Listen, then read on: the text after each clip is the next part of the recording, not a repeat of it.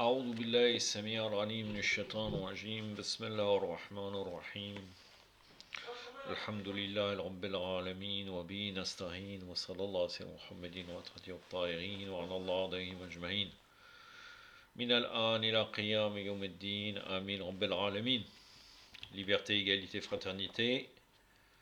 11e partie. Je suis dans un chapitre qui s'appelle Penser à Dieu. Donc déjà, première remarque. Penser à Dieu, qu'est-ce que ça veut dire? En fait, il veut parler du décre. Le décre qui pourrait vouloir dire en français le rappel, malgré que peut-être c'est pas une traduction correcte. Mais bon, si on parle de Mudakker, celui qui rappelle, ou Tadakker, c'est-à-dire le fait de se rappeler, hein, on dit tu te rappelles, le fait de se rappeler, on peut dire que ça veut dire cela. Malgré qu'en vérité le rappel, contrairement à ce que va nous montrer c'est Damar Nakshawani qui va surtout orienter au niveau du rappel verbal, ou dans la tête, hein, avec la présence du cœur bien sûr. Le rappel d'Allah Azzawajal est relié aussi à le fait de vivre avec les ordres d'Allah Azzawajal, de penser aussi que dans ta vie de tous les jours, comment on doit faire pour avoir une vie halal, c'est aussi une forme de décret. Au tout début, il cite une parole d'un auteur qui s'appelle Graham Greene dans un livre qui s'appelle La fin d'une liaison. Comme à mon habitude, j'ai été chercher, et là je vais vous, avant même de citer sa phrase, je vais vous citer qui est-il. Et encore une fois, c'est très étonnant. Les références de Amar Nakshawani sont très tendancieuses en vérité. Malgré qu'il est possible que cet auteur est intéressant. C'est un écrivain et scénariste britannique. Il est né en 1904. Il est décédé en 1991. Ses romans mettent souvent en scène des personnages envahis par le doute et marqués par une vie déracinée et misérable.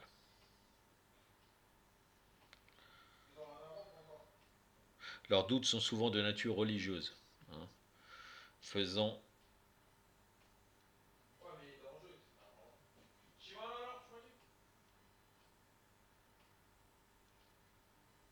référence indirectement à l'attitude ambiguë de l'auteur envers le catholicisme, entre admiration et doute. Donc lui aussi avait un problème dans la croyance claire par rapport au catholicisme, bien sûr. Il a été beaucoup influencé par les romans de François Mauriac. Il fut aussi un espion du MI6 pendant la Seconde Guerre mondiale. Il a notamment eu une mission en Sierra Leone. J'aurais pu parler après de ses œuvres, mais c'est pas très intéressant. La source a été Wikipédia.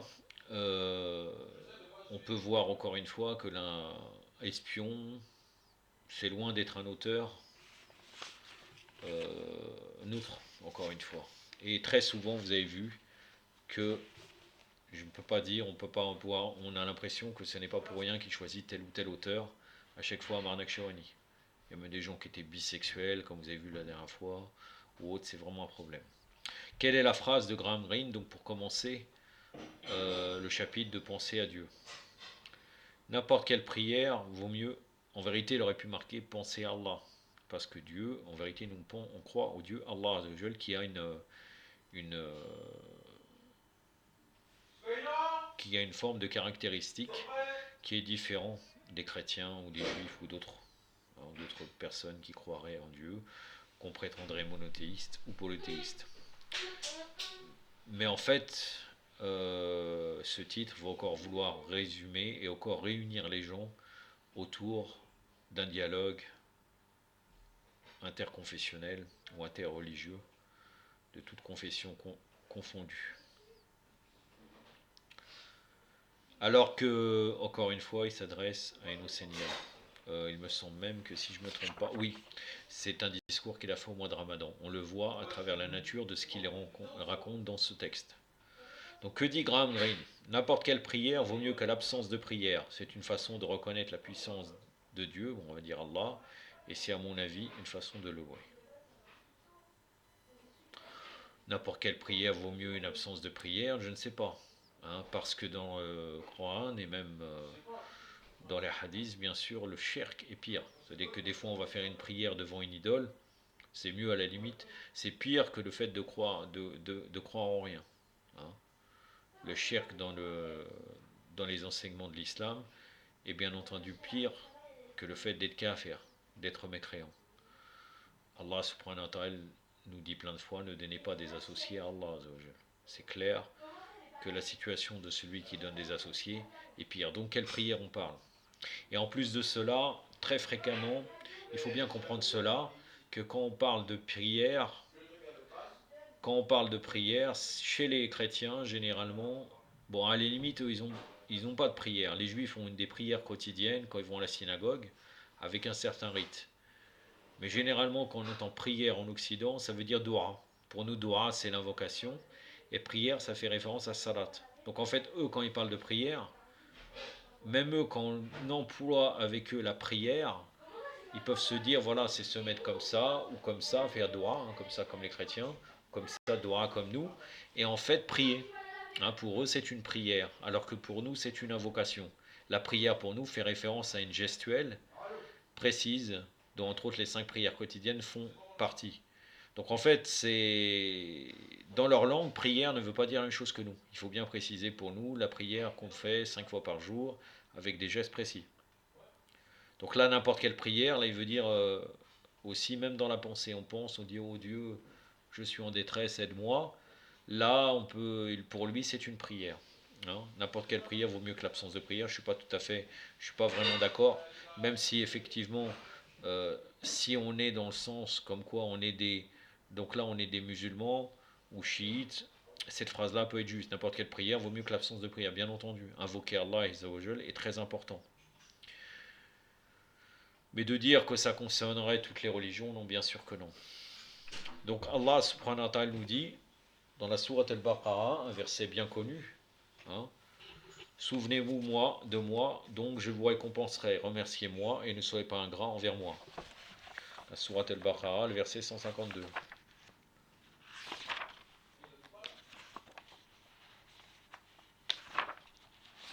Donc la sourate de la vache, le verset 152. A'udhu billahi samir al-ghanim min shaitan rajim. Fadkuruni adkurkum. Washkuru li wala takfuruni. Sadaqallahu al-ali al-ghadim. Donc là, Sayyid Amar Nakshawani commence son discours. Le verset ci-dessus fait mention de l'acte spirituel connu en arabe sous le nom de dhikr, et qui peut être traduit en français, par souvenir. Souvenir, pour moi, c'est trop abstrait. Souvenir, on pense, voilà, on y pense, alors qu'en vérité, le dhikr est très important et plus élevé que le simple souvenir. L'acte qui se consiste à se rappeler d'Allah est considéré comme l'un des actes spirituels les plus remarquables dans la religion islamique et dans les croyances abrahamiques, puisqu'il joue un rôle important dans le développement de l'être humain. En se basant sur la reconnaissance du fait que l'être humain est constitué d'un corps et d'une âme, l'âme s'intéresse d'un corps et d'une âme, l'islam s'intéresse tout autant à l'aspect physique que spirituel de l'homme. Ainsi, la religion nous apporte un programme complet pour consolider, purifier et construire notre corps et notre âme. Et le plus bel acte qui permet ce développement est sans aucun doute le dhikr.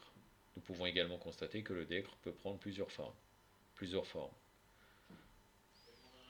Par exemple, si on se rend dans une communauté soufie, on pourra voir qu'ils ont pour usage de former un cercle pour chanter les noms et les attributs d'Allah. Dans leur confession, cette méthode constitue une forme absolue d'adoration, puisque de cette manière, les personnes prenant part à cet acte sont en mesure de prendre conscience de l'existence du Créateur dans chacun de leurs mouvements. Donc là, il donne l'exemple des soufis. Bon, je pourrais lui dire pourquoi il ne critique pas les soufis, mais là, il décrit les différents dhikrs. Il n'est pas en train de parler du schisme. Donc je ne peux rien dire de plus, hein, tout en sachant la condamnation des soufis par les imams, alayhi salam. Une autre forme de dhikr est l'invocation dua, et dans le Coran, Allah nous encourage même à faire constamment appel à lui. Et quand mes serviteurs t'interrogent sur moi, alors je suis tout proche. Je réponds à l'appel de celui qui me prie quand il me prie. La sourate Baqarah, le verset, sourate la vache, donc le verset 186.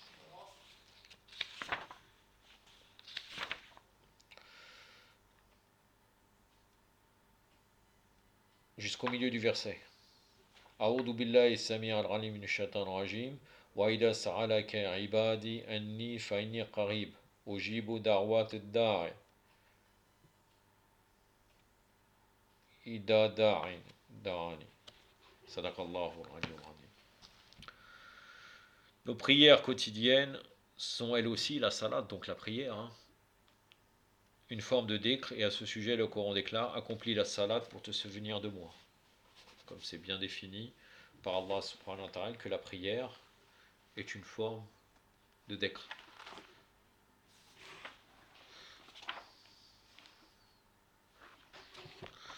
Donc la sourate 20, le verset 14. Donc la sourate Taha.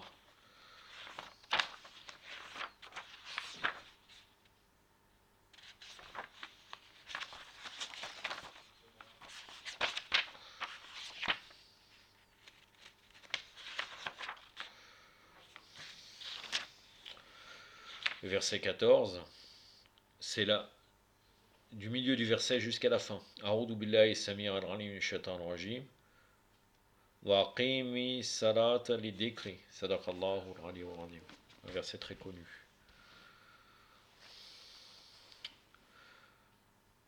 Une autre façon d'invoquer Allah est l'usage du chapelet, tasbih, une très belle pratique qui est commune au christianisme et à l'islam. Marie, alayhi salam, utilisait le chapelet pour s'adonner à la contemplation divine, et de ce fait, les nonnes et les prêtres en ont toujours un sur eux. Un jour, Fatima, alayhi salam, demanda à son père, le prophète Mohammed sallallahu alayhi wa sallam, de lui fournir une aide pour les tâches ménagères. Ce dernier lui dit alors qu'il allait lui donner quelque chose qui valait bien mieux qu'une servante. C'est ainsi qu'il lui enseigna le dhikr par le tasbih, et l'on connaît aujourd'hui son nom de tasbih de Fatima, alayhi salam, et qui consiste à réciter 34 fois Allahu Akbar, 33 fois Alhamdulillah, donc louange à Allah. Allahu Akbar, c'est Allah est le plus grand. Et 33 fois Subhanallah, gloire à Allah. Dans un de ces hadiths, l'imam Jafar Sadiq alayhi salam a déclaré: dès que vous finissez votre prière, donc avant la fin du salam, donc à la fin du salam, pardon, sans bouger et sans modifier votre posture, procédez à la récitation du tasbih de ma grand-mère. Ceci vous assurera une protection contre le feu de l'enfer.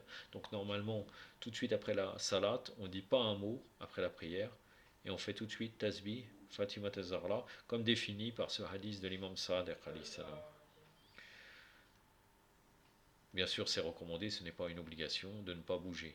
Mais si on ne bouge pas, on applique la recommandation. Ce hadith nous montre donc que le tasbih de Fatima n'était pas uniquement pour elle, mais pour tout le monde. De la même manière, un jour, un groupe de musulmans vint auprès du prophète Mohammed sallallahu alayhi wa sallam, Allahumma salli ala Muhammad wa ali Muhammad wa najjal farajahum wa al-hanada, pour se plaindre. Ô prophète d'Allah, les riches ont les moyens d'accomplir de bonnes actions, ils peuvent libérer des esclaves, ils peuvent donner l'aumône, ils peuvent aller au pèlerinage. Les gens comme nous sont pauvres et n'ont pas la possibilité d'accomplir toutes ces actions qui engendrent la satisfaction d'Allah. Le prophète leur expliqua: je vais vous enseigner quelque chose qui est encore mieux pour vous rapprocher d'Allah.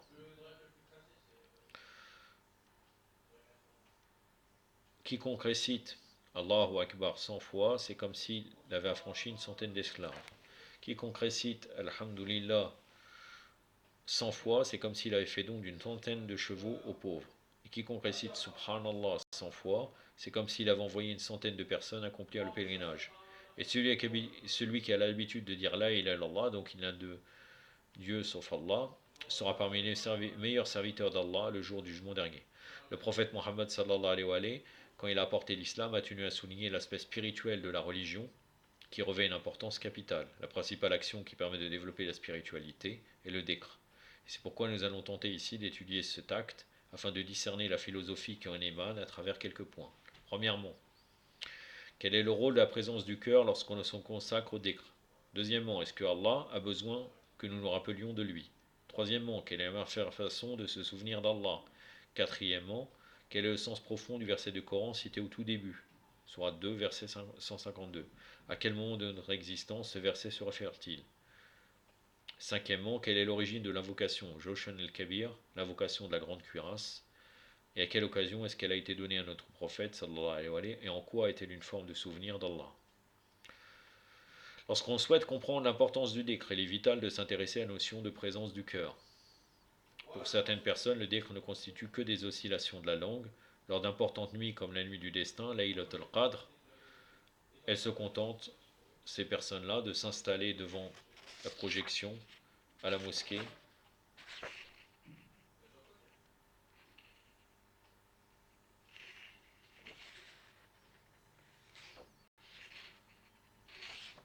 et de réciter 70 fois Astaghfirullah wa atubu ilay et 100 fois Astaghfirullah Rabbi wa atubu ilay. Donc je ne sais pas pourquoi il parle de projection. Peut-être qu'il y a un film à ce moment-là, je ne sais pas, dans sa mosquée. Je ne sais pas. Parce qu'il voit les autres le faire. Quand on les observe, on ne peut que se demander si elles se donnent la peine de se concentrer sur le sens des termes au cours de la bouche, au cours de la récitation, et s'il ne s'agit là que d'un ensemble, ou s'il ne s'agit là que d'un ensemble de mouvements de la bouche et de la langue. Notre sixième imam, Ali Salam, a expliqué le cœur est la qibla de la langue. Qu'est-ce que cela signifie? Il a tout simplement voulu nous faire comprendre que nos paroles doivent provenir du cœur. Nous connaissons tous l'expression parole en l'air. Parfois, lorsqu'on nous dit je t'aime, on souhaite savoir si cette déclaration est sincère ou il s'agit uniquement de paroles en l'air. On connaît donc que la portée des mots est complètement différente lorsque ceux-ci sont prononcés avec franchise. Donc le croyant ne devrait pas mentir car le cœur est la qibla de la langue. C'est une très bonne introduction puisque la semaine prochaine je vous annonce que je discuterai avec vous sur le mensonge. Bidnillah. On reconnaît donc que la portée des mots est complètement différente lorsque ceux-ci sont prononcés avec franchise. Ainsi, un je t'aime, formulé une centaine de fois, n'aura aucun intérêt s'il n'est pas dicté par le cœur. De la même façon, l'islam stipule que le dhikr reste incomplet s'il est énoncé sans la présence du cœur de celui qui se présente à Allah. Ainsi, lorsque l'imam Ja'far Sadiq salam dit que le cœur est la qibla de la langue, il nous a recommandé de ne pas transformer le dhikr en des paroles vaines et de nous assurer que notre attention vers Allah émane du cœur. Si quelqu'un venait me demander pourquoi est-ce qu'on dit en premier lieu Astaghfirullah wa atubu ilay, puis en second lieu Astaghfirullah Rabbi wa atubu ilay, alors je dirais que le cœur de cette personne est vivant.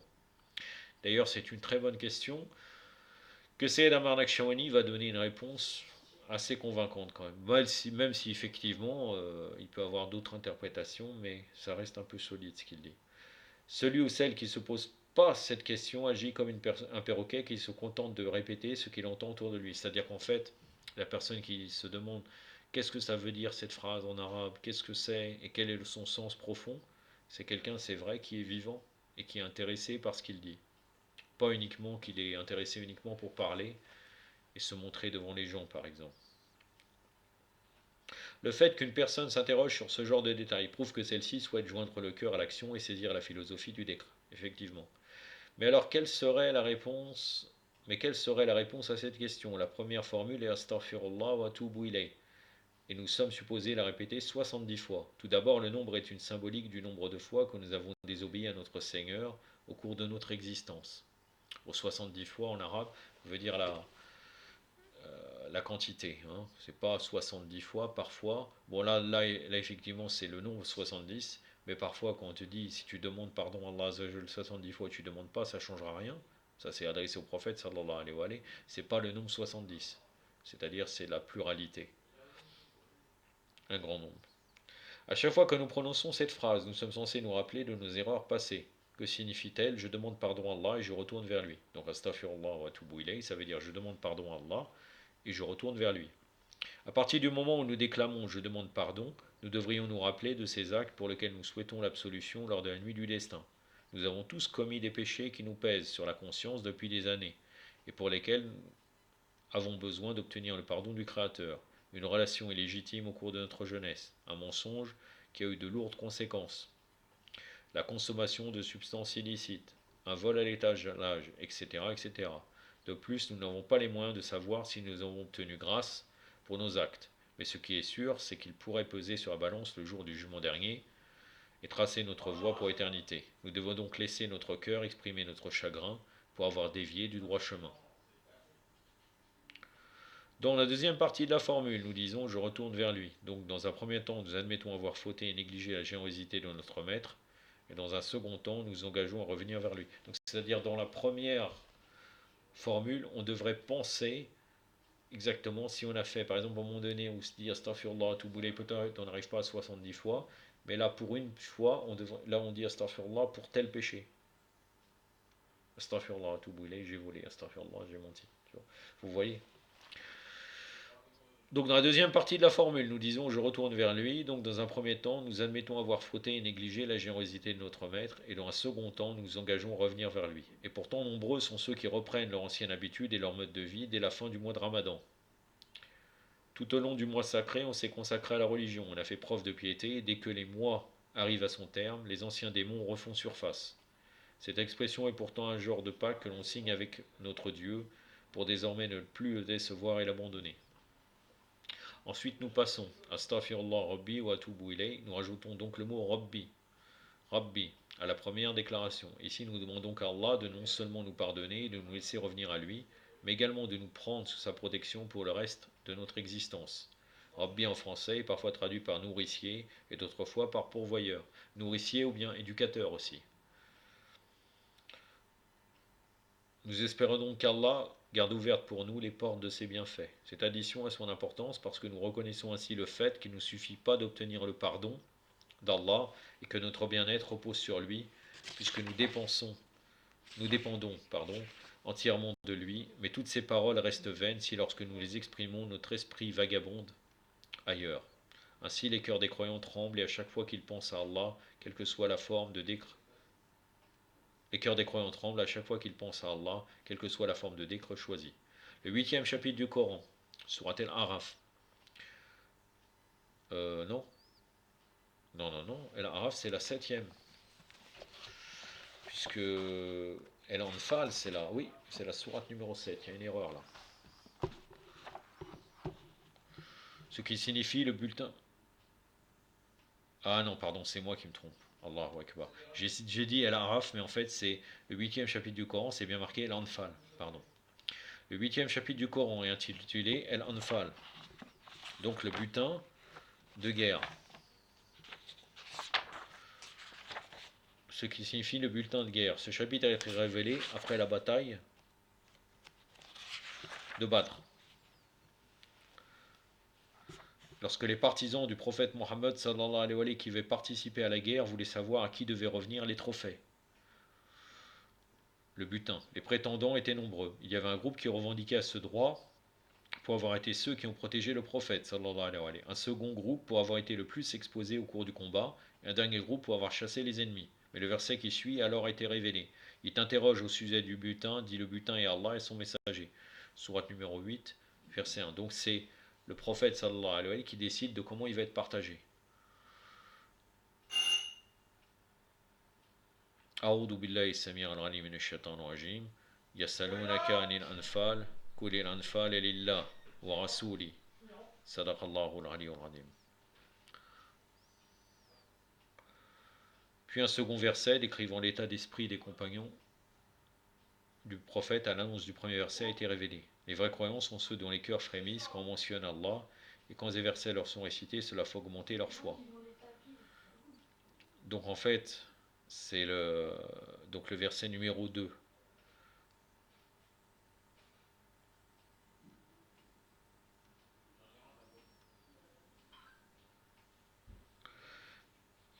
Du début du verset jusqu'au 2 tiers. A'udhu billahi sami'a al-alim minash shaitanir rajim. Innama mu'minun alladhina idha dhukira Allah wajilat qulubuhum wa idha tuliyat alayhim ayatuhu zadatuhum al-iman.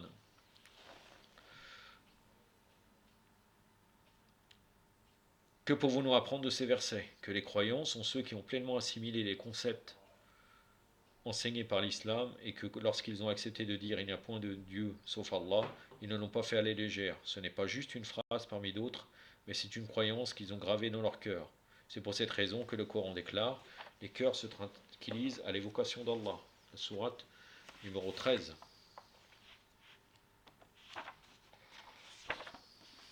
Le verset 28.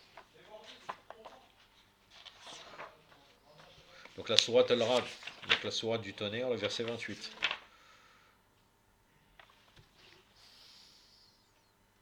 C'est au milieu du verset jusqu'à la fin. A'udhu billahi samir al-alim minash shaitanir rajim. Ala bidikrillah tatmainu qulub. Sadaqallahu al-aliyyul azim.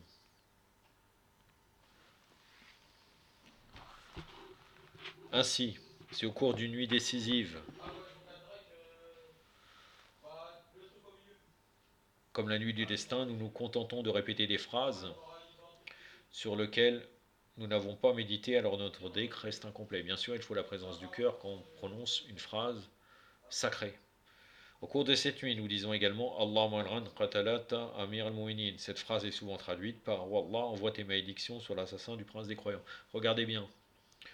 Euh, en fait, ça pose pas de problème de dire la traduction malédiction. Mais il veut l'orienter autrement qui donne le vrai sens de l'arme. Mais quelque part, ça rabaisse un petit peu ce sens pour éviter peut-être de choquer certaines personnes. Cette phrase est souvent traduite par Wallah envoie tes malédictions sur l'assassin du prince des croyants. Cette traduction n'est pas vraiment appropriée. Le mot malédiction est de trop. Il est de trop pour les assassins d'Imam Ali, l'assassin.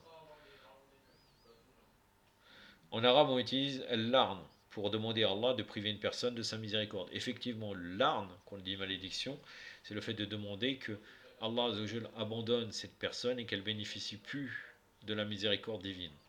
C'est une forme d'invocation, alors au moment de prononcer cette formule, nous levons les mains vers le ciel. Ensuite, lorsque nous demandons à Allah de priver Ibn Muljim, l'arrêtullah Ali, assassin du prince des croyants, de son indulgence, nous devons nous assurer qu'il n'y a pas un Ibn Muljim qui vit en nous. Et alors, bien sûr, on doit essayer de purifier, de faire qu'on ne soit pas des ennemis, à travers nos comportements. Mais ça n'empêche pas non plus qu'on doit maudire ses ennemis. Admettons même qu'on a un mauvais comportement. C'est à travers cette malédiction-là qu'on va se purifier intérieurement pour pouvoir changer nos comportements. Donc c'est un peu tendancieux. Il y a bien parmi nous quelques Ibn Mujim de par leur façon de se comporter avec leur famille et leurs amis, de par leur manque de contrôle des désirs. En tout cas, on n'a pas tué l'imam, nous. Vous voyez. Donc soit Amar Nakshawani, ça va pas là. Qu'est-ce qu'il dit? Ça va pas du tout. Est-ce que nous avons pris la peine de réfléchir sur les erreurs d'Ibn Munjim qui l'ont conduit à commettre un trait d'arc? Ça oui, Arsant, c'est une bonne pensée, car parfois, des ennemis de Ahlul Bayt étaient des chiites fidèles, comme par exemple Zubair, qui était présent à la maison de Fatima Zahra quand Omar et ses chiens avec lui ont voulu attaquer la maison. Et il était le défendeur de l'imam Ali alayhi salam. Ahlul Bayt. Enfin, le défenseur. En tout cas, il défendait Ahlul Bayt. Après, bien sûr, l'imam Ali, il n'est rien, Zubair, face à l'imam Ali. Peut-être qu'il y a en nous des traits qu'il faudrait remettre en cause pour ne pas finir comme lui. Exactement, ça c'est sûr. Le derk ne prend donc tout son sens que lorsqu'on réfléchit sur les mots qui sortent de notre bouche, sinon il devient futile. Ensuite, est-ce qu'Allah a besoin que l'on se souvienne de lui? Lui est-il bénéfique que tous les musulmans se mettent à l'invoquer au cours de la nuit du destin? Nous savons tous très bien que non, tout comme nous sommes persuadés que notre indifférence n'affectera en rien sa grandeur. Par contre, nous sommes ceux qui ont besoin du regard bienveillant de notre Créateur. Nous sommes cette culture qui aspire à atteindre la perfection et celle-ci ne peut se réaliser qu'à travers le souvenir d'Allah. Il y a trois propriétés de l'être humain qui doivent être liées à Allah, afin qu'il puisse devenir un être absolu. Alors que nous étions qu'un morceau d'argile, Allah nous a insufflé notre âme et nous sommes devenus des êtres dotés d'une conscience. Arrivés sur Terre, cette conscience semble difficile à maîtriser, à tel point qu'au bout d'un moment, chez certains, il ne reste plus aucune moralité. L'âme de l'être humain peut alors être classée en trois catégories en fonction de sa condition. Il y a l'âme qui est morte et qui est entièrement plongée dans l'interdit. Il y a l'âme qui est vivante et qui mène péniblement son combat contre le mal. Et enfin, il y a l'âme qui a atteint la certitude et qui vole peu à peu vers la lumière. Le seul et unique moyen pour permettre à l'âme d'évoluer, c'est par le rappel d'Allah. À partir du moment où l'homme oublie l'existence d'Allah, il ne reste plus aucune barrière pour l'empêcher de couvrir vers le mal. Il pourra alors aisément semer la pagaille, causer la destruction autour de lui, quitter le monde sans avoir rien accompli de bon. Toujours, voyez, il oriente le décre uniquement le décre verbal, avec le cœur, mais il ne parle pas du décre qui est vivre selon les ordres divins. C'est ça qui est étonnant. Ensuite, chaque être humain ressent un besoin inné de trouver l'excellence. Nous ressentons tous la nécessité de parfaire notre vie, ou ne serait-ce qu'un aspect de notre existence et de notre personnalité. Toutefois, le développement personnel ne peut aboutir que par l'intermédiaire de l'invocation d'Allah. Plus nous cherchons à parachever notre nature à travers le rappel d'Allah, plus nos chances d'atteindre la perfection augmentent. Enfin, l'être humain est celui qui peut être pire qu'un animal, mais il est également celui qui peut atteindre un rang supérieur à celui des anges. Il suffit de quelques vers pour que l'homme ne soit plus en possession de ses moyens et qu'il se mette à tout détruire dans son entourage. Allah a donné à l'homme 3 armes dont il faut faire usage avec sagesse, les désirs, la colère et l'imagination. Si l'homme ne contrôle pas ces instruments, ils le pousseront à commettre les pires actes sans qu'il soit en mesure de ressentir de la culpabilité. Les désirs, la colère et l'imagination, en vérité, ça fait référence aux 3 pouvoirs de l'âme, qui s'appelle aussi Qawwat al-Aql, donc là, l'imagination. Bon, là, l'imagination, c'est une des branches de la raison.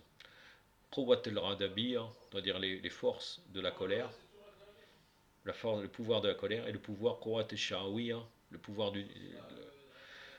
du désir. Et toutes les maladies des êtres humains sont classées dans ces 3. Parfois, il y a des maladies qui sont des mélanges de 2 pouvoirs, parfois d'un seul, parfois de 3. Naoudoubillah, celui qui est 3, c'est difficile. Et par exemple, de la colère, donc là, la colère, celui qui a d'une manière positive, c'est le courage. Il y a toujours un manque et une élévation. L'objectif, c'est d'être dans l'équilibre. Ummatan wasata, la communauté du juste milieu. Même si effectivement le verset coranique, Umma c'est l'imam, les imams alayhi salam, on peut dire aussi que dans un autre côté, le mu'min, le chiite, est la communauté du juste milieu. En fait, dans les vertus, il faut être ni en manque, ni en excès, pour ne pas tomber dans des défauts. Il faut être au milieu. Et donc ces désirs, colère et imagination font référence à ces 3 pouvoirs de l'âme. Un jour, on amena devant Samara ibn Jundud, un des gouverneurs de Muawiyah ibn Abi Sufyan, 2 hommes. L'un était son ennemi et l'autre son allié. On lui demanda de choisir qui des 2 devait être tué. Samara ibn Jundud ordonna l'exécution des 2 hommes. Comme sa réponse était inattendue, on espérait des explications sur son verdict. Il dit alors, si je tue mon partisan maintenant, il ira au paradis plus vite. Et quand mon opposant, il ira en enfer plus rapidement que prévu. Vous voyez à quel point l'homme peut être vite, c'est-à-dire en fait, le gars, peut-être il était sous, il s'est dit je m'amuse, je le tue, c'est 2. C'est moi qui décide qui je tue. C'est-à-dire même, c'est pas sans problème la justice ou l'injustice. Celui qui considère pour lui juste, alors qu'en vérité c'est un injuste car c'est un soutien des oppresseurs, celui qui était le soutien de Samara ibn Jundud, il le tue, en disant celui-là il va aller au paradis. En le tuant, il a subi une oppression, je le tue, il va au paradis. Et l'autre, qui n'obéit pas à l'amir ou à l'émir et ben là il va aller en enfer plus rapidement.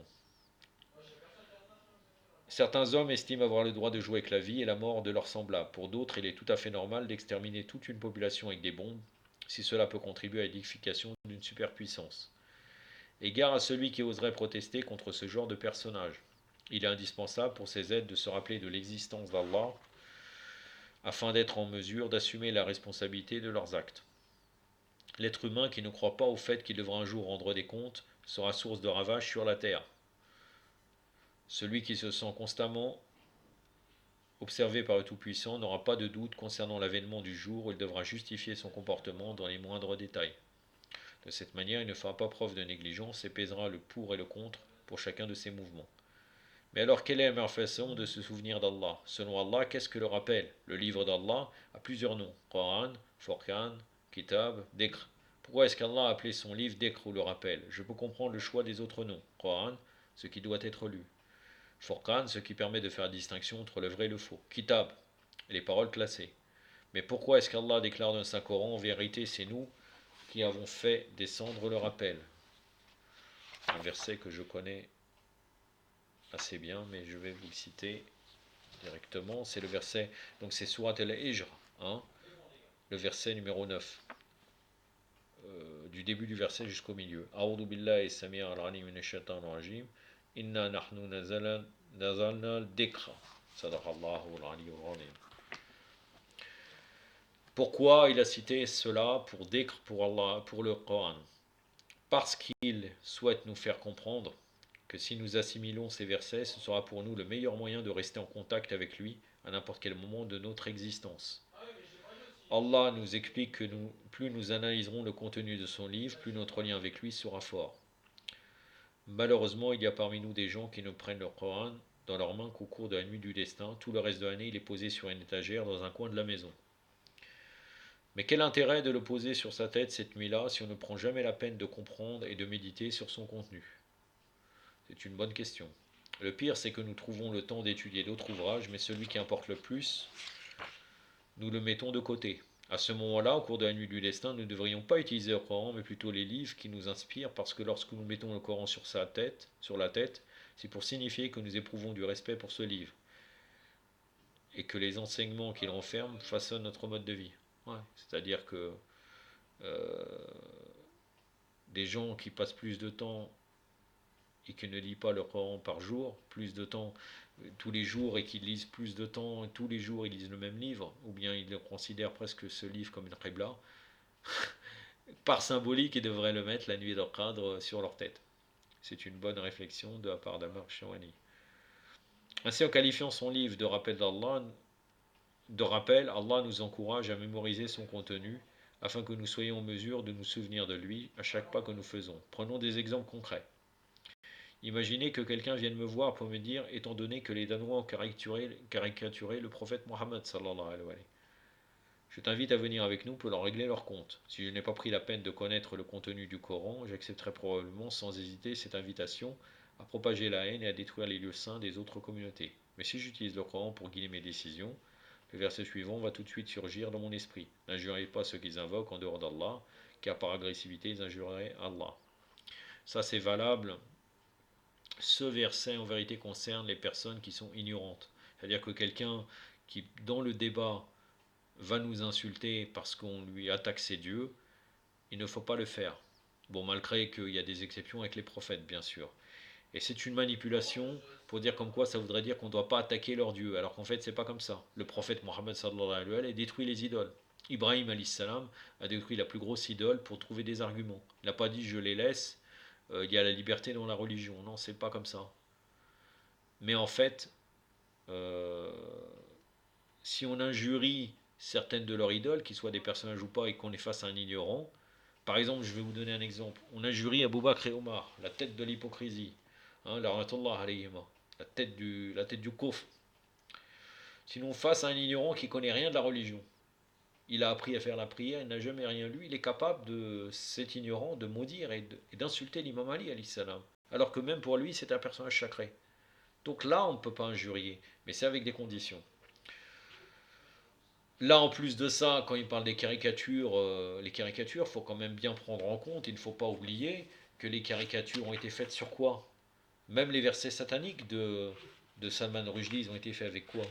Avec beaucoup de sources qui viennent des mukhalifines. La réalité, elle est ici. D'ailleurs, quand il accuse Aïcha de prostituée, c'est pas une prostituée, Aïcha. Vous savez déjà combien d'hommes se sont retrouvés de Janaba. Le matin, ils étaient en état de Janaba. Ils avaient passé la nuit dans la maison d'Aïcha. Qu'est-ce qu'ils faisaient là-bas? Et c'est dans leurs sources, à eux, plus d'une centaine. Est-ce que c'est pas une prostituée? Parce que Salman Rushdie dit cela. Les Danois, ils ont pris quoi? La manière qu'ils voient le prophète, on n'a pas le même prophète qu'eux. Donc il faut quand même revenir que c'est de la faute, entre autres, des Bakris qui insultent la religion. En tout cas, Allah Kolehal.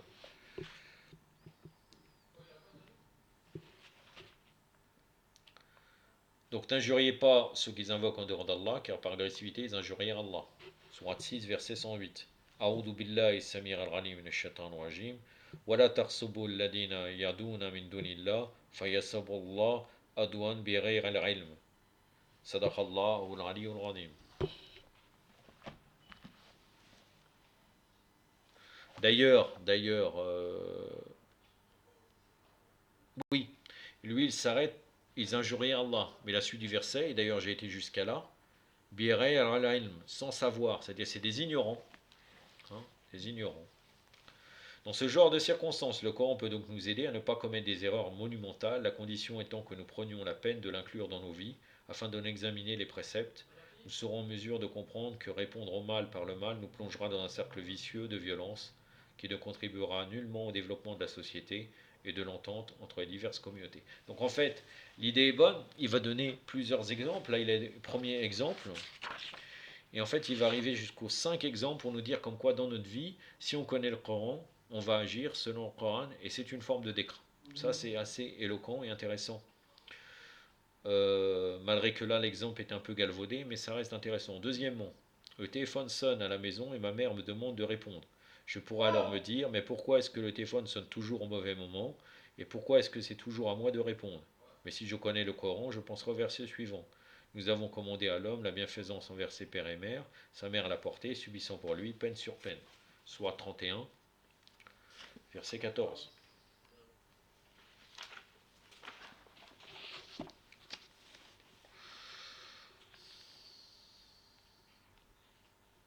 أعوذ بالله السميع العليم من الشيطان الرجيم ووصينا الإنسان بوالديه أمل سوء ألمسه همه وهنا على الوهن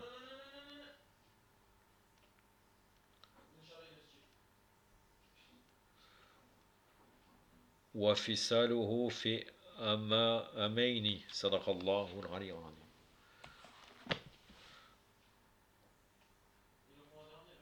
Le Coran me rappelle que je suis redevable envers ma mère pour avoir porté pendant 9 mois. Ai-je jamais songé à la remercier pour avoir pris soin de moi alors que je n'étais qu'un fœtus? Aujourd'hui, alors qu'elle me demande de lui rendre un service insignifiant, je fais preuve d'ingratitude et j'éprouve l'envie de la rejeter. Je deviendrai automatiquement beaucoup plus respectueux envers mes parents.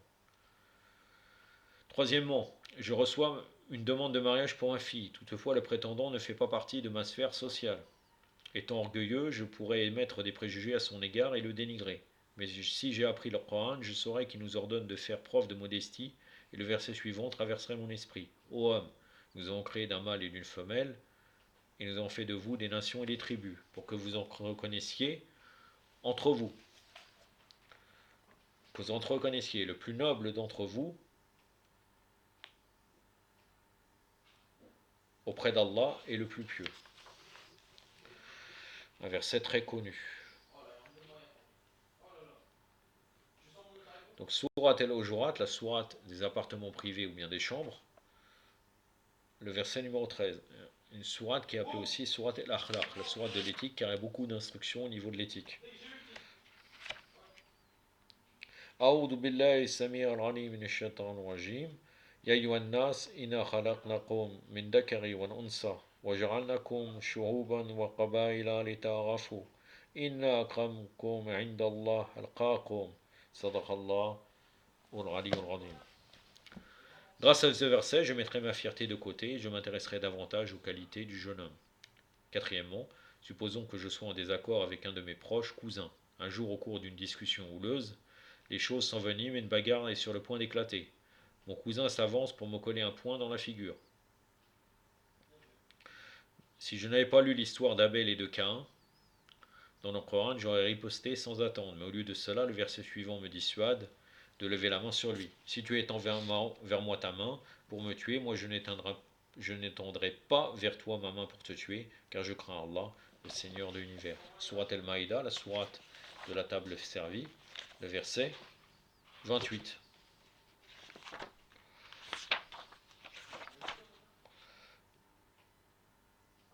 أعوذ بالله السميع العليم من الشيطان الرجيم لئن بسطت إلي يدك لتقتلني معنا بباسط يدي إليك ليقتلك صدق الله العلي العظيم.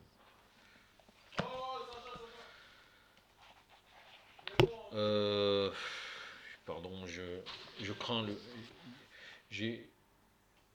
J'ai oublié la fin du verset. أعوذ بالله السميع العليم من الشيطان الرجيم لئن بسطت إلي يدك ليقتلني معنا بباسط يديه إليك ليقتلك إني أخاف الله رب العالمين صدق الله العلي العظيم. Je crains Allah, le Seigneur de l'univers. Observez bien ce qu'Abel déclare. Il ne prétend pas avoir peur de son frère, mais d'Allah. Je me dirai alors qu'un jour Allah va me demander des comptes sur mon attitude envers mon cousin et j'aurai peur de ne pas être en mesure de relever ma tête de relever ma tête, tellement j'aurais honte de m'être ainsi emporté.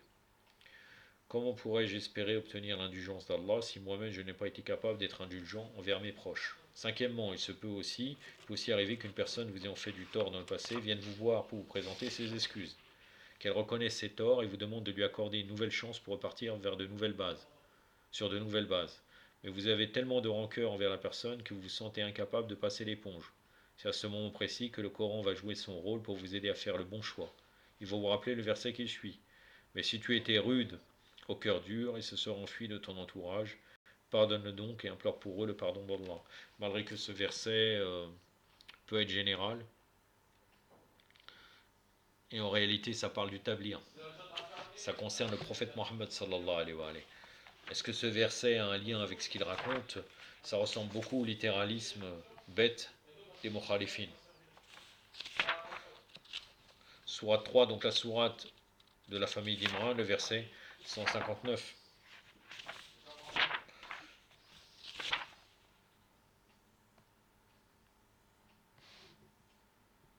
أعوذ بالله السميع العليم من الشيطان الرجيم فبما رحمة من الله لنت لهم ولا كنت فوزا غليظ القلب لانفضوا من حولك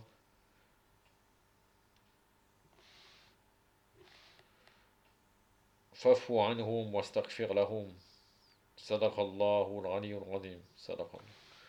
Donc la sourate Al-Imran, le verset 159. Ça concerne le prophète sallallahu alayhi wa sallam. Et aussi, donc, bien sûr, les imams et ceux qui font tablir. Hein, ce n'est pas relié avec ça. Mais bon, Allah on va lui accorder. Le Coran vous encouragerait à prendre exemple sur le prophète Mohammed qui était bienveillant et généreux à l'égard de ses hommes. Bien sûr, c'est tout à fait juste. Est-ce que le verset correspond réellement? Ça, c'est un problème. En tout cas, on a d'autres choses qui disent que le comportement est très important, bien sûr, surtout en particulier avec quelqu'un qui va nous demander des excuses sincères.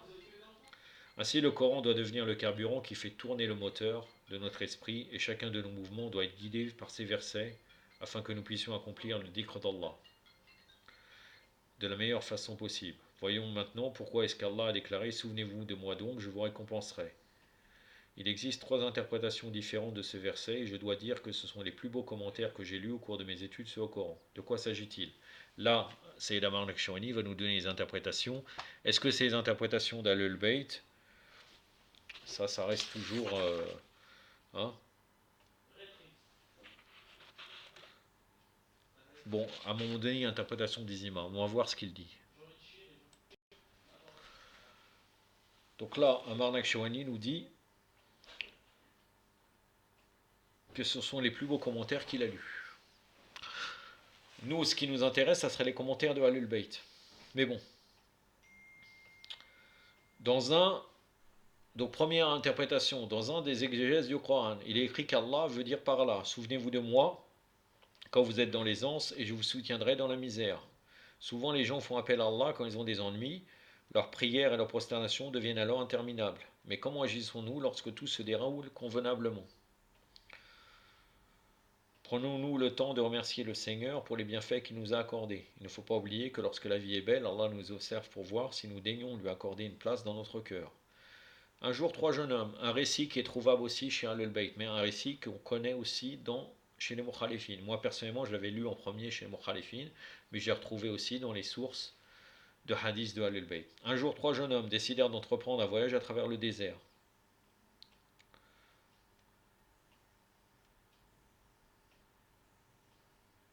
À mi-chemin, ils se retrouvèrent au milieu d'une violente tempête de sable. En cherchant un endroit pour s'abriter, ils tombèrent sur une grotte où ils se sont installés en attendant que les choses se calment.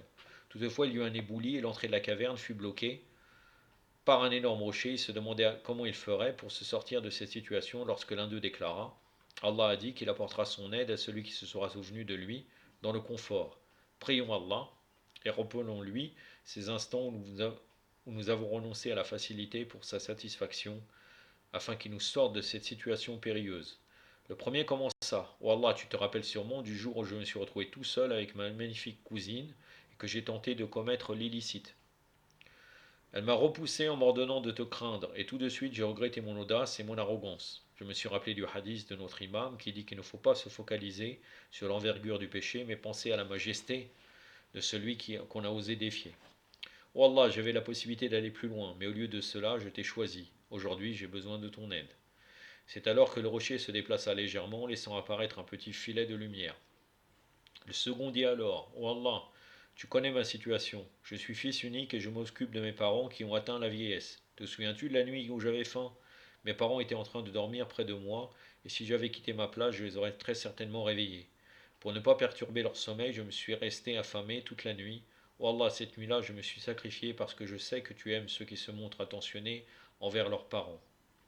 De la même manière que j'ai essayé de te faire plaisir, je te prie aujourd'hui de me secourir. Cette fois encore, le rocher roula partiellement sur le côté. Le dernier déclara à son tour, Allah, j'avais une ferme et un employé. Le jour où j'ai donné mon salaire au travailleur, il s'en est allé parce que la somme lui semblait insuffisante. J'ai donc utilisé cet argent pour m'acheter plus d'animaux. Mais un jour, j'ai retrouvé cet homme sur ma route et j'ai décidé de me racheter. Je lui ai alors donné le bétail que j'avais acheté avec son salaire ainsi que les profits qu'il m'avait permis de réaliser. Oh Allah, je ne me suis pas montré cupide et j'ai réparé mon erreur quand tu m'en as donné l'occasion. Alors fais en sorte que nous puissions partir d'ici sains et saufs. À la suite de ce discours, l'entrée de la caverne fut entièrement dégagée. Selon la seconde opinion, ce verset doit être interprété comme suit. Pensez à moi au cours de votre passage sur terre et je prendrai soin de vous lorsque vous retrouverez sur terre. Sous terre. Chacun de nos pas, chacun de nos commentaires, chacun de nos actes sur cette terre sont observés par notre Seigneur, le meilleur des témoins.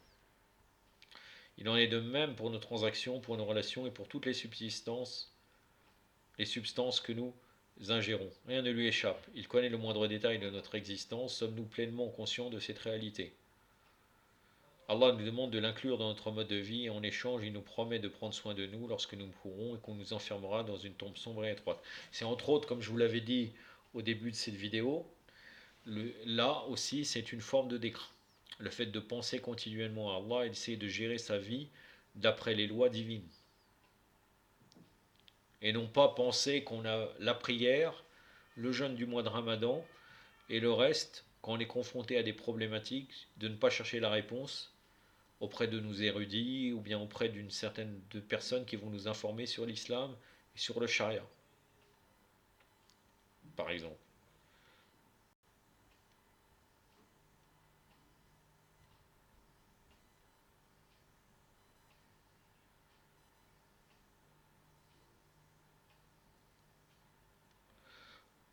Sommes-nous pleinement conscients de cette réalité? Allah nous demande de inclure dans notre vie. En échange, il nous promet de prendre soin de nous lorsque nous mourrons et qu'on nous enfermera dans une tombe sombre et étroite.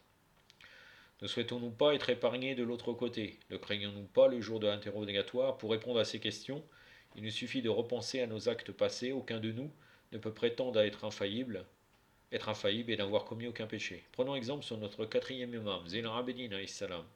Notre imam était un homme au caractère irréprochable, à tel point que la terre exprimait de la fierté pour avoir été foulée par cet illustre personnage.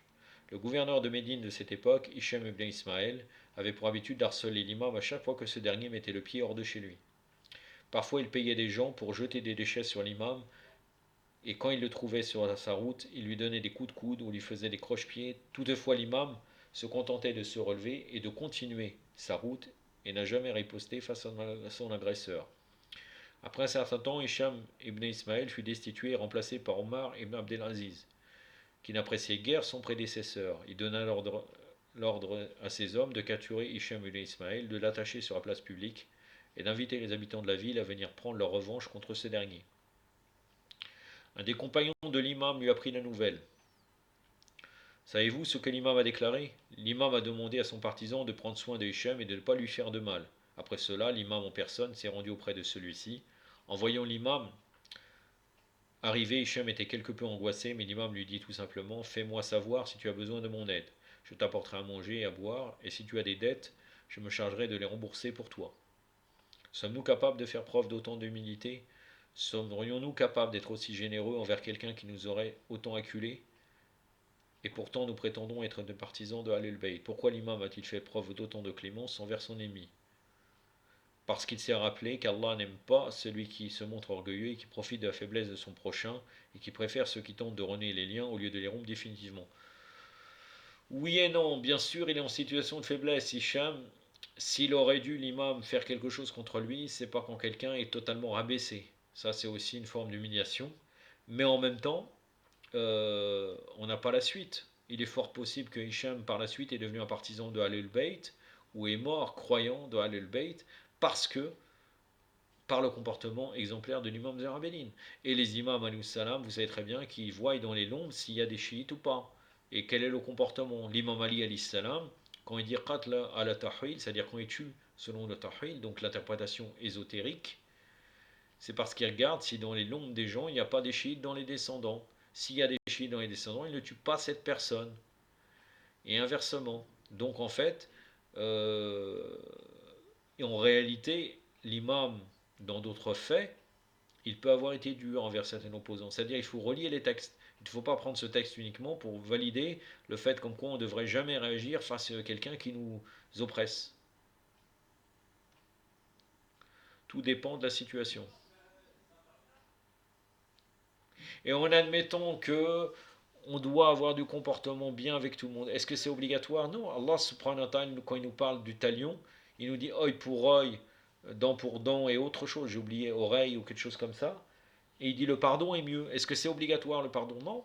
Quand par exemple, bon, en Iran, si on dit que les lois iraniennes seraient gérées selon l'islam, hein, quand quelqu'un est exécuté, c'est à la digression de la famille de la victime de décider s'il va être pardonné.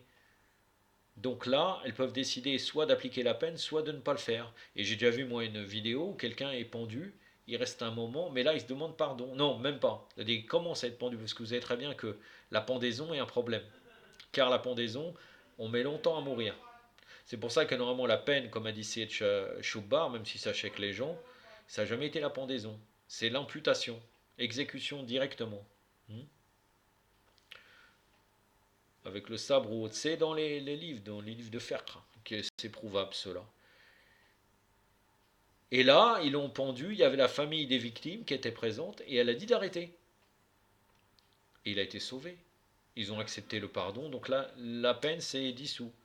Donc là, est-ce qu'ils ont fait une erreur, la famille, s'ils l'auraient exécuté? Non. C'était là le charia. Mais il était mieux, Arsand, le meilleur comportement, c'était de lui pardonner. Maintenant, dans l'islam, il y a des moments donnés où on peut pardonner, il y a des moments donnés où on peut réagir, tout dépend des situations. Et l'imam, alayhi salam, le fait qu'il est infaillible, il sait exactement quel médicament il doit appliquer à tel ou tel moment. Parfois parfois la force, parfois la souplesse. Ça me fait penser à des fois des gens qui nous disent le prophète sallallahu alayhi wa alayhi, nous dit non, il s'est toujours bien comporté avec les opposants. Oui et non. Je vous rappelle quand même l'histoire de Baynir Qainuqa, malgré que je n'ai pas le chiffre là en tête.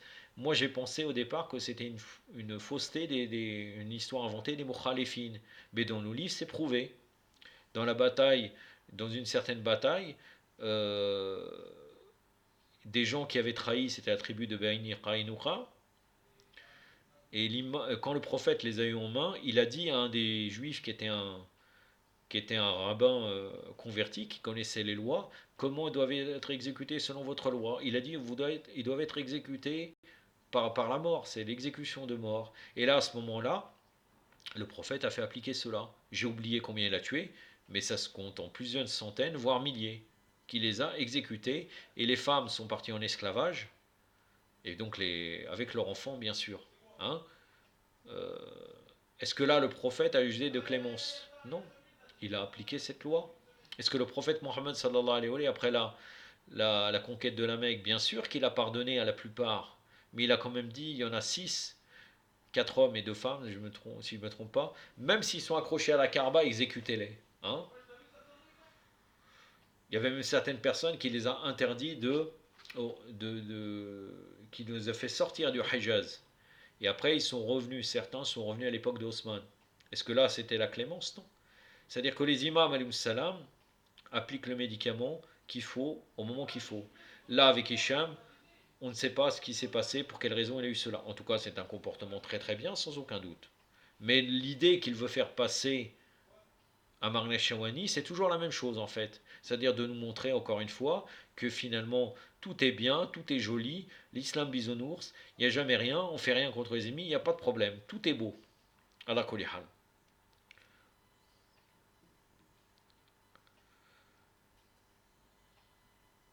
En plus de ça, pourquoi l'imam a fait tant? Parce qu'il s'est rappelé. Tu crois que l'imam il a besoin, toi, à Marneh Shawani, parce qu'il s'est rappelé qu'Allah n'aime pas celui qui se montre. Tu crois qu'il a besoin d'être rappelé? L'imam et les valeurs divines, c'est la manifestation divine sur terre, c'est le Coran parlant. Comment il a besoin qu'il se rappelle? Ça veut dire il s'est rappelé comme quoi, ah bah lui, non, je dois me comporter comme ça. Non, non. Il sait exactement qu'est-ce qu'il doit faire. Il ne s'est pas rappelé. Ta phrase est problématique, toi, Marnakshani, parce qu'il s'est rappelé qu'Allah n'aime pas celui qui se montre orgueilleux et qui profite de la faiblesse de son prochain. Et rappelez pour nous, et qu'il préfère ceux qui tentent de renier les liens au lieu de les rompre définitivement. L'imam Zain Abidin salam s'est souvenu d'Allah dans chacune de ses décisions. Ah voilà, bien sûr, il est infaillible. De ce fait, Allah a alors honoré l'imam après sa mort, et aujourd'hui, malgré le fait que l'accès à la tombe soit restreint, ses partisans se ruent par milliers autour du Jannat al-Baqir, cimetière de la ville de Médine où de grandes personnalités sont enterrées, dont Fatima Zahra salam, fille du prophète Mohammed, ainsi que 4 des imams chiites pour lui rendre hommage. Ou bien le Fatima Zahra peut être aussi enterré à Majid al-Nabi, puisqu'il est dit qu'entre ma chair et mon tombeau, je crois, il y a un jardin du paradis ou quelque chose comme ça. J'oublie exactement le. Voilà, entre ma chair et mon tombeau. Son tombeau est dans le Majid al-Nabi du prophète sallallahu alayhi wa alayhi. Et des gens ont dit qu'il est possible que Fatima Zahra soit enterrée là. En tout cas, c'est l'imam Al-Hujja qui nous montrera la tombe de Fatima Zahra où elle est enterrée. Et ceux qui prétendent actuellement, comme les partisans de Ahmed el-Hassan, l'Aratullah Ali Dajjal de Basra, comme quoi avec une perception spirituelle, on peut savoir où elle est la tombe, ce n'est que de la fabulation. Et c'est pour ça qu'il est dit que celui qui visite Fatima Marsouma salam, c'est comme s'il a visité Fatima Zahra salam. Il y a beaucoup de similitudes, car la tombe, on ne peut pas savoir exactement où elle est, et donc on peut visiter Fatima Marsouma en ayant l'intention aussi de visiter Fatima Zahra salam en même temps. Mais personne ne sait d'une manière sûre où est la tombe de Fatima Zahra salam actuellement. Bien sûr à Médine elle est, mais où elle est, on ne le sait pas. Il faut faire attention aux escrocs qui prétendent que la tombe serait à tel endroit. Enfin, on peut trouver l'explication suivante dans une troisième version. Montrez-vous obéissant et vous bénéficierez de ma miséricorde. Alors appliquons-nous, lorsqu'Allah nous demande de prier ponctuellement 5 fois par jour, lorsqu'il nous ordonne de jeûner au cours du mois de Ramadan, si nous avons les moyens, appliquons-nous, faisons la prière correctement et jeûner correctement. Si nous avons les moyens d'aller en vacances et de nous offrir des produits de luxe alors que nous n'avons toujours pas accompli le Hajj, rappelons-nous de lui et de son décret. Celui qui accomplira ses obligations religieuses pour le plaisir d'Allah peut être sûr qu'il sera entouré par la miséricorde divine. Pensez-vous que cela a été facile pour notre deuxième imam, Hassan ibn Ali salam, de signer un accord avec Muawiyah? Mais il a fait uniquement par obéissance envers Allah, parce qu'il savait que s'il avait continué à se battre, il aurait entraîné la fin des partisans de Ahlul Bayt salam. Ce qui était important aux yeux de l'imam, c'était de défendre les intérêts de l'islam et de protéger la vie des chiites. Et pour cela, il a suivi les pas de son grand-père qui avait signé avec les Mekwa le traité de Hudaybiyah. Comment Allah a-t-il récompensé l'imam Hassan ibn Ali salam? De nos jours en Égypte, on peut aller visiter le mausolée de l'aire petite-fille de l'imam Hassan al-Anwar, qui lui était le fils de Zaïd el-Ablaj, fils de l'imam Hassan salam. Elle avait épousé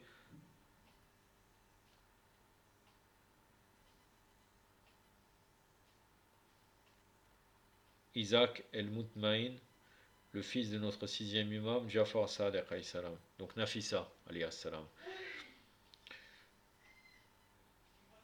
Elle avait grandi à Médine et elle était réputée pour sa dévotion. Quand les gens lui demandaient pourquoi elle passait autant de temps à prier, elle leur expliquait qu'elle se préparait pour l'au-delà. À une époque, elle s'était rendue à Hébron, en Palestine, pour visiter le tombeau du prophète Ibrahim salam. Puis elle s'était installée en Égypte. En la voyant, les gens disaient qu'elle ressemblait à l'imam Hassan et qu'elle avait le même caractère noble que celui-ci. Allah a honoré l'imam Hassan ibn Ali salam à travers sa descendance pour que son nom demeure dans la postérité. De plus, Nafissa n'était pas un personnage quelconque, les gens venaient de loin pour lui rendre visite. Un Égyptien de confession juive raconte qu'il avait une fille qui était aveugle. Médicalement, il n'était pas possible de la guérir. Alors il se renseigna pour savoir qui était la personne la plus pieuse du pays. Après quelques investigations par-ci et par-là, il finit par conclure qu'il s'agissait de Nafissa, descendante de l'imam Hassan alayhi salam. Il envoya donc une requête à Nafissa. Il voulait les restes de l'eau avec laquelle elle accomplissait les ablutions pour ses prières. Les compagnons du prophète Mohammed sallallahu alayhi wa sallam faisaient de même quand il faisait ses ablutions. Il tentait de récupérer l'eau qui dégoulinait de son visage et de ses bras. Ça, même chez les mukhalifines, ça existe. C'est comme ça qu'on répond aux wahhabites salafistes. Car pour eux, on ne peut pas bénéficier du prophète sallallahu alayhi wa sallam. Ibn Baz, il a touché avec sa canne le tombeau du prophète en disant cette canne, elle est plus utile que toi. Subhanallah.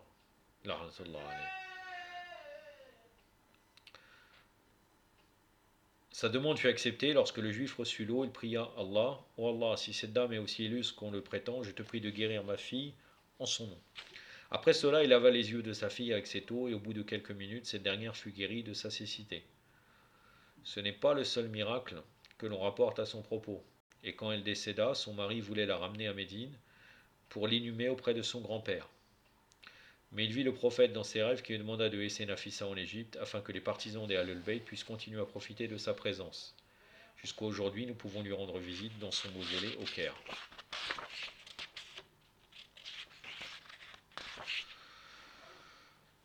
J'avais prévu de faire 1h30, mais finalement j'ai bientôt fini.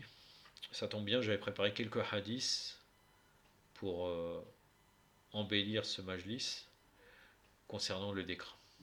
Dans l'histoire de l'humanité, personne n'a été en mesure d'honorer Allah comme le prophète Mohammed et sa descendance. Nous pouvons être fiers d'être partisans et leur école est connue comme étant l'école des prières. C'est l'islam en entier, ce n'est pas l'école, mais bon. De nos jours, certains rejoignent le soufisme, d'autres deviennent des adhérents de la Kabbale, d'autres encore suivent le bouddhisme parce qu'ils souhaitent adopter un mode de vie spirituel. Mais les Ahlul Bayt salam sont les maîtres de la spiritualité. Ils nous ont laissé un héritage précieux à travers les multiples invocations qu'ils nous ont apprises et grâce auxquelles nous pouvons nous rapprocher d'Allah subhanahu wa ta'ala. L'une des plus belles invocations qu'ils nous ont léguées est l'invocation Joshan el-Kabir, invocation de la grande cuirasse. Si nous ne pouvons pas la réciter régulièrement, nous devons au moins faire l'effort de la lire lors des nuits du destin. Cette invocation a été révélée au cours d'une des batailles menées par le prophète Mohammed sallallahu alayhi wa sallam. Il a émis pour l'occasion une armure qui était particulièrement lourde et incommodante. L'ange Gabriel est descendu du ciel pour le voir et a déclaré: Nous constatons que vous n'êtes pas à l'aise et que l'armure que vous portez constitue plus un fardeau qu'une protection pour votre personne. Je vais alors vous apprendre une invocation qui vous mènera, vous et votre communauté, vers le succès. Celui qui lit cette invocation au cours du mois de Ramadan sera protégé du feu de l'enfer. L'imam Hossein alayhi salam a rapporté un hadith de son père selon lequel il est recommandé de transcrire l'invocation Joshan el-Kabir sur le linceul du défunt afin qu'elle soit une protection pour son corps. Ça répond à quelqu'un que je connais qui lave les morts, qui est chiite et qui refuse que Joshan el-Kabir soit écrit sur le linceul. C'est-à-dire que quand quelqu'un lui présente un linceul comme cela, il dit non, car les animaux, etc., et tout ça va être dissous, et le corps est pourri, donc c'est pas bon. Vous voyez les gens, comment ils peuvent tomber dans l'égarement. Moi, à la limite, j'aurais très bien pu peut-être le croire, mais finalement, j'ai découvert à travers cela. D'ailleurs, c'est une pratique connue, Joshan Kabir. J'ai eu beaucoup de linceuls comme cela, indiqué avec l'invocation Joshan Kabir, écrite dessus, au safran. Hein. J'ai découvert à travers Amar Nakshawani, là je le remercie, que l'imam Hossein, vous voyez, il a rapporté un hadith de son père sur lequel il est recommandé de transcrire l'invocation. Donc tout ce qui est sa conjecture de dire non, il va pourrir le corps, on ne peut pas faire d'orage de Kabir, c'est faux. C'est faux. L'imam Ali alayhi salam a expliqué à son fils: Ô Hossein, ne néglige jamais l'invocation Joshan Kabir et récite-la autant que possible parce qu'elle contient les plus beaux noms d'Allah et qu'à travers cette supplication, Allah réalise nos vœux. Et par la même occasion, il demande à 70 000 anges d'implorer le pardon pour nous. J'en ai terminé aujourd'hui avec le sujet, le chapitre Pensez à Allah d'Amar Nakshawani. La prochaine fois, je serai dans un sujet concernant le mensonge. Je vais vous citer quelques hadiths où je vous donnerai la référence à chaque fois. Le prophète sallallahu alayhi wa alayhi a dit: invoque Allah dans ton souci, lorsque tu es soucieux, dans ta langue, lorsque tu juges, et dans ta main, lorsque tu partages. El-Majlisi, Bir al-Anwar, volume 17, page 67. C'est l'ancienne édition. Il n'y a pas un musulman qui ne dise La ilaha illallah. Donc là, tout ça, c'est les hadiths du prophète Mohammed sallallahu alayhi wa sallam. Il n'y a pas un musulman qui ne dise La ilaha illallah à haute voix, sans que, à peine qu'il termine, ses péchés ne tombent et se dispersent comme tombent les feuilles d'un arbre. Wassal al-Shira, volume 4, hadith numéro 1227.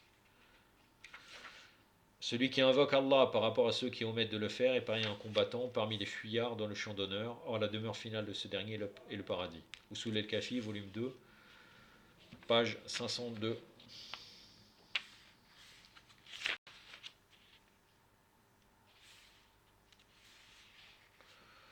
Tout musulman qui, après l'accomplissement de la prière de l'aube, reste assis sur place en invoquant Allah jusqu'au lever du soleil aura le mérite de quelqu'un qui accomplit le pèlerinage de la maison d'Allah, pèlerinage de la Mecque, et Allah lui pardonne ses péchés passés. Makarim el-Akhlaq de Tabarsi, édition Muassasat el-Alami el-Madbour, Beyrouth, Liban, page 301. À la page 307, il y a un autre hadith. Les premiers à être appelés à entrer au paradis seront les louangeurs qui louangent Allah dans la bonne et dans la mauvaise fortune. Un autre hadith, quiconque a les 4 qualités suivantes, Allah l'inscrit parmi les gens du paradis. Si le slogan de son immunité est l'attestation de foi, La ilaha illallah. Lorsqu'il reçoit un bienfait, il dit Alhamdulillah, louange à Allah. Lorsqu'il commet un péché, il dit Astaghfirullah, je demande pardon à Allah. Lorsqu'il lui arrive un malheur, il dit Inna lillah wa inna ilayhi raji'un. Nous appartenons à Allah et nous retournerons à lui. Donc là, cette qualité-là fait que la personne sera inscrite comme les gens du paradis. C'est à la page 306 de Makarim el-Akhlaq. Page 313, il y a un autre hadith. À toute maladie, un remède. Celle des péchés est Istighfar, Astaghfirullah wa atubu ilayh. Et je me repens auprès de lui, comme a expliqué le sens Sayyid Amar Naqshbandi. Page 308. Lorsqu'à quelqu'un récite la formule Louange à Allah pour tous ses bienfaits, qui méritent les louanges, ceux que nous connaissons et ceux que nous ignorons. Louange à Allah dans tous les cas, louange qui soit à la hauteur de tous ses bienfaits. Et une reconnaissance du plus qu'il m'a accordé à moi et à toute sa créature.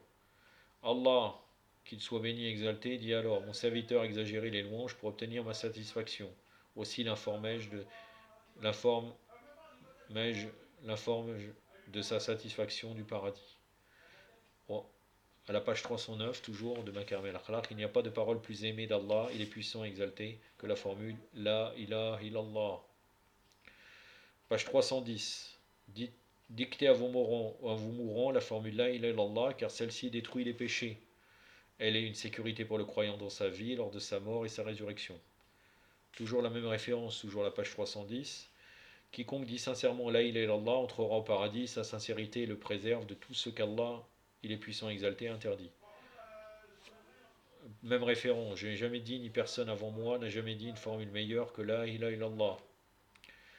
Même référence, chaque fois qu'un croyant récite la formule La ilaha illallah, une partie des péchés inscrits dans son registre est effacée, ce jusqu'à qu'il soit remplacé par autant de bons actes. Page 311, et j'en terminerai là. Quiconque sort tôt le matin de sa maison en prononçant la formule Bismillah wa la hawla wa la quwwata illa billah tawakkaltu ala Allah. Au nom d'Allah, il n'y a pas de force ni de pouvoir en dehors d'Allah, je me suis confié à Allah. Les 2 anges qui escortent tout croyant disent Tu es satisfait, protégé et guidé. Et Satan dit alors Que faire contre un serviteur satisfait, protégé et guidé? J'en ai terminé. أكتفي بهذا القدر وصلى الله على سيدنا محمد وعلى آله الطاهرين والسلام عليكم ورحمة الله.